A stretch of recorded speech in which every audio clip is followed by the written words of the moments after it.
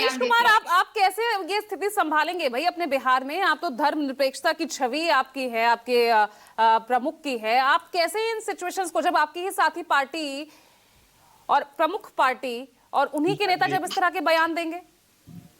चलिए, होली रमजान वाले बयान तो आपने संभाल लिए, अब तो सुप्रीम कोर्ट पर ही सीधा क्वेश्चंस उठा दिए गए हैं।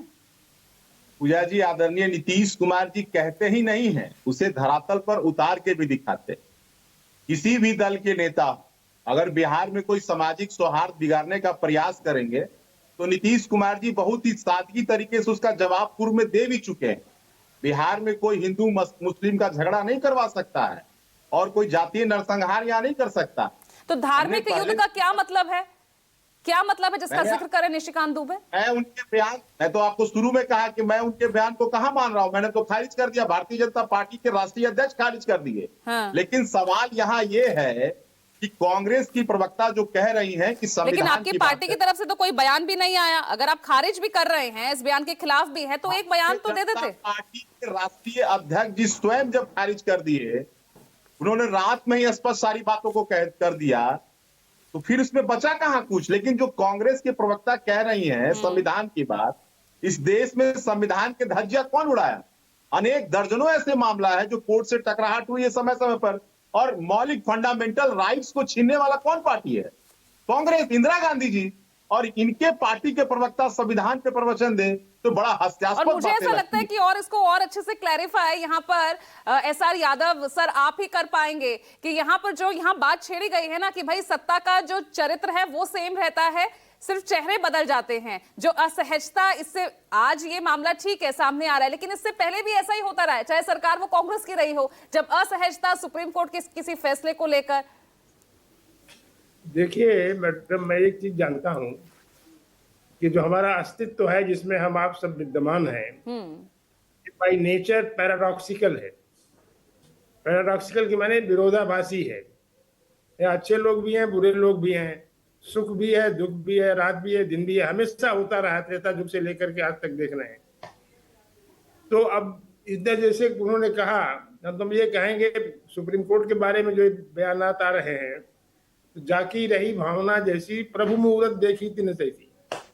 अगर इनकी भावना सुप्रीम कोर्ट के प्रति अच्छी नहीं है तो ऐसे लोग बयान देंगे। भाई संविधान के अपने अधिकार क्षेत्र की उल्लंघन नहीं किया, और उल्लंघन किया है तो आप उसका अमेंड कर दीजिए। आप 142 को डिलीट कर दीजिए। 142 में, अनुच्छेद 142 में सुप्रीम कोर्ट के बड़ा पावर है। इंटरेस्ट ऑफ जस्टिस में कोई भी ऑर्डर कर सकते हैं, कानून उनकी सीमा के बाहर। तो अगर आप समझते हैं कि नहीं ये इन्होंने अतिक्रमण किया है, तो पहले आपको पावर है ना संसद में, उसको ओमिट कर दिया, डिलीट कर दीजिए। बिल्कुल। तो मेरा ये मानना है कि इस तरह के बयानात नहीं देना चाहिए।